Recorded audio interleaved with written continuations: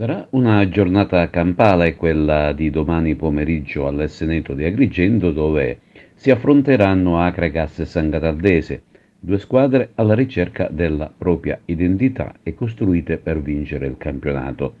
Biancazzurri ancora in emergenza si ritroveranno dinanzi a un avversario al completo che in quest'ultima settimana ha completato i propri ranghi con nuovi arrivi, una gara dall'esito incerto che malgrado tutto sta spingendo entrambe le tifoserie a rimanere fiduciose ed ad affollare le tribune dello storico Stadio Esseneto.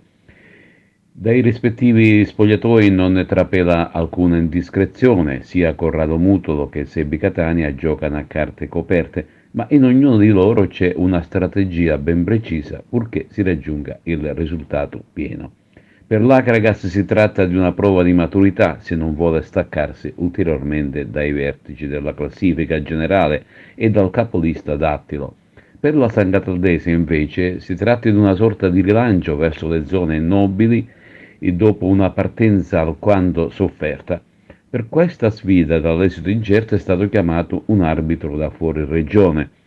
Si tratta di Alessandro Martinelli di Ostia Lido, il quale avrà come assistente una ragazza, Cristina Lunello, e Dario Testa, entrambi di Catania. Per quanto riguarda le altre gare in programma per questa quinta giornata, le Agrigentine giocano in esterno. Il Canicattì che gioca in anticipo fuori casa con il Geraci e quella della Profavara che si recherà sul campo di Campofranco contro il sorprendente Sporting Vallone.